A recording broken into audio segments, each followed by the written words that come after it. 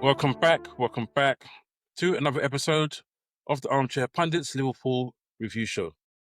And Liverpool have won the first Merseyside derby at Everton's new ground, the Hill Dickinson Stadium. And boy, this game wasn't a great game, but let's be honest, when are the Merseyside derby away games for us often that good? Our record there, gotta say there, our away record isn't great against Everton.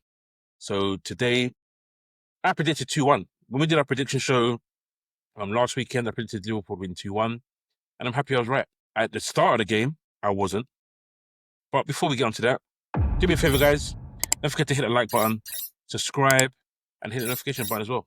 So, as I was saying before, I predicted 2-1, but at the start of the game, I thought we were terrible. Let's just be frank.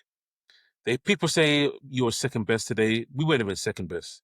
We were fourth best. We were fourth best in the early parts of the first half. We didn't show any fight. We didn't show any conviction. We were losing second balls. It was just really bad. The pressure of a derby, we weren't standing up to it. We weren't standing up to it at all. And Slot said so many times that he wants us to control games. What he wants is Liverpool to be in control. At the start of the game, we had no control whatsoever. And they just attacked us and pushed us and bullied us at will to the point where they score. And I'll be honest, I said in my WhatsApp group to the rest of the ACP team, I said, that's it. We're not winning again today. Our record after we concede, we've won one Premier League game. So I thought, you know what? Today we have to score first. To win this game, we have to score first. And when that goal went in, I was upset. I thought it was gone out the window. But we were lucky. We were seriously lucky because the new daylight rule has not been brought in yet. Because let's be honest, guys, if this new daylight rule had been in, that would have been a goal. But as it isn't, the goal was ruled offside. And to be honest, before we even had a chance to deep breath and say, okay, come on, boys, let's get better at this. Let's step up a gear. Salah scores. Salah scores, and Salah becomes the first player to score in a Merseyside derby at Hill Dickinson. And listen, it's a record that will never be broken because you can't break that record. So another record for Salah. But I've got to give credit to Gakpo. Because Gakpo, he had a moment of not even brilliance, a moment of composure that we haven't seen often this season. Normally, when Gakpo's in that left channel and that space opens up, he drives and he tries to power drive it into near post or far post. Or he does his little thing where he runs inside and he chips it over to the back post. But he got his head up, he saw the pass, and there's a nice lateral pass to Salah, bang. Salah scores, and it's delirium. Right in front of, or our fans were in the corner, but right on our side where the fans were, they ran into the corner, and it's jubilation, absolute jubilation. And then after that, I'll be honest, we did start to control it a bit. We weren't playing great football, because that never happened in the whole 90 minutes. We weren't playing great football, but we started to have a semblance of control, a semblance of attacking threat as well. We attacked more. You can look at the first half stats, like it's right in front of you. Everton had 45% possession. We had 55. XP. XG over 0.32. Ours was 0.95. Total shots, first half, they had 5. We had 6. They had 2 shots on target. We had 4 shots on target. Big chances, they had 2. They missed both. We had 1 big chance and we scored it. Salah buried it. Salah's been in that position so many times this season and he's fluffed his lines. So I'm so happy that he didn't fluff it today because it was crucial for us to score a first goal. First half, I wouldn't say I was elated. I wouldn't say I was really happy, but it was a decent first half on the whole. Could we have been better? Then we've been better. But at the same time, it's derbies. In derbies, there isn't always just that clear-headedness about it. There's always a bit of tumble. This is a derby game that has the most red cards in Premier League history. And got to give the referee credit. He swallowed that whistle. He let things go, kept his cards in his pocket. Because at one point, I'm thinking Gravenberch's going to stay on his pitch. Because he commits 3 yellow card fouls. 2 of them probably yellow card fouls, but he doesn't get yellow card for any of them.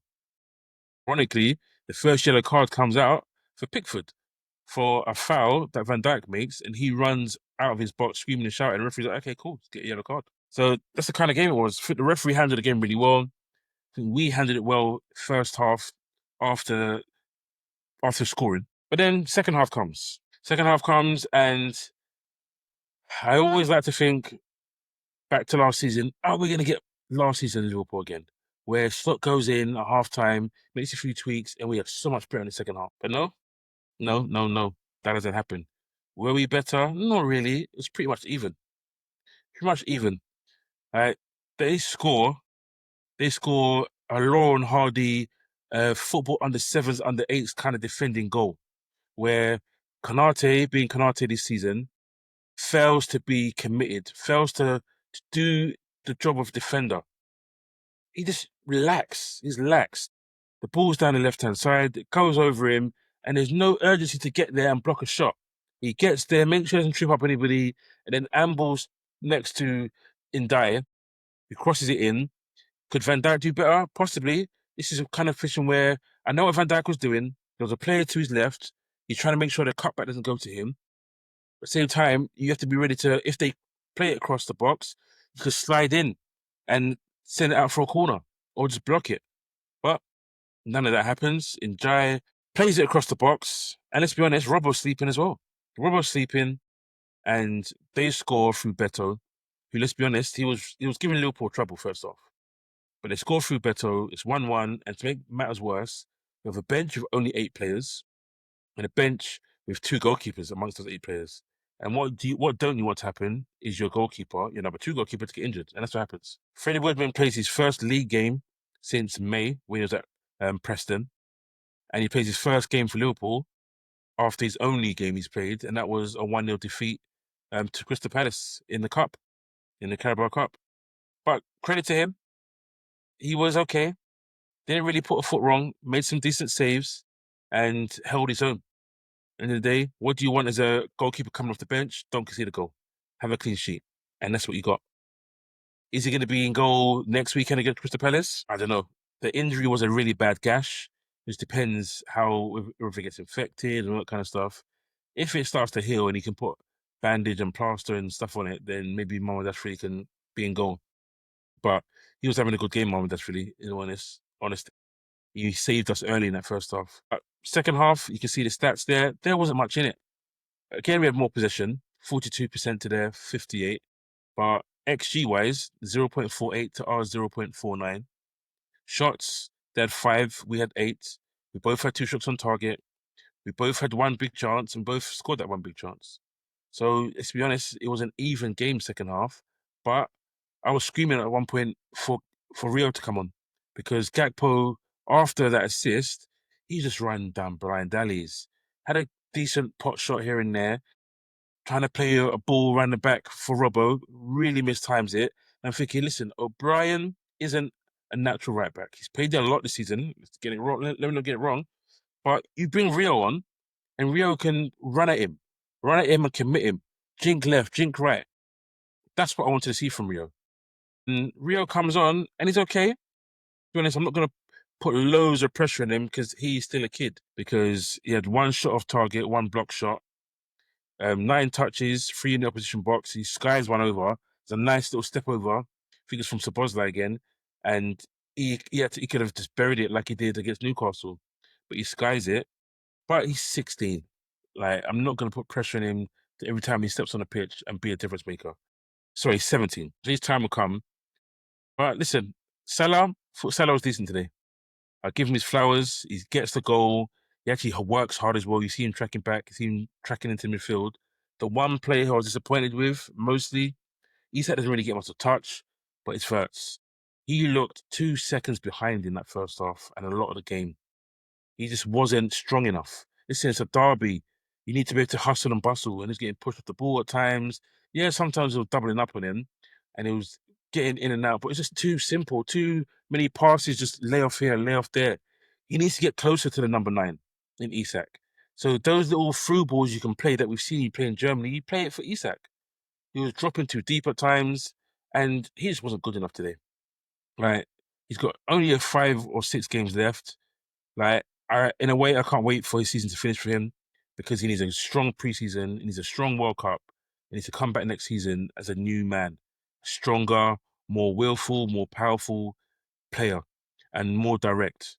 You can have your jinking, but you need more power in your shots, more power in your passes. There's a couple of passes that he played and it was just tepid, didn't go anywhere. So wasn't impressed. Jones, listen, Jones will probably play the match today. Played it right back, inverted with Szoboszlai. They both kind of dovetailed in that position. He did well today. But he knows what this game's about. He, of all of the players, would have wanted to really win, to get that first victory at the stadium, and we did it. Credit to him. He played well. Listen, some people are like, get rid of him, let him go. Listen, I want to see him. I want to see him stay. We need a scouser. We need a scouser in this team. So he needs to stay. He needs to be happy to be a squad player. That's all it is. But guys, that's it for me today. Liverpool's won. We're now 7 points ahead of Chelsea after their defeat, and we have a crazy run of games. We've got Crystal Palace, then we've got Man U, then we've got Chelsea, then we've got Aston Villa. Crazy, crazy, crazy. Because Aston Villa won today as well. So they're keeping that gap. But we just have to make sure that we keep the gap to Chelsea because we need that top 5 finish. We really do. So guys, before I do go, let me know who your player of the match is, because obviously I've said probably Jones for me. Let me know what you thought of the game in the comments. Let me know whether you thought I was overreading it or I was being too critical. I don't think I was. I think we could have done better, and it wasn't a great performance from us, but it was a win. We needed a win, and I'm happy to take away that win. So, don't forget to like, don't forget to subscribe, don't forget to share, hit that notification button. Take it easy, guys. Peace out.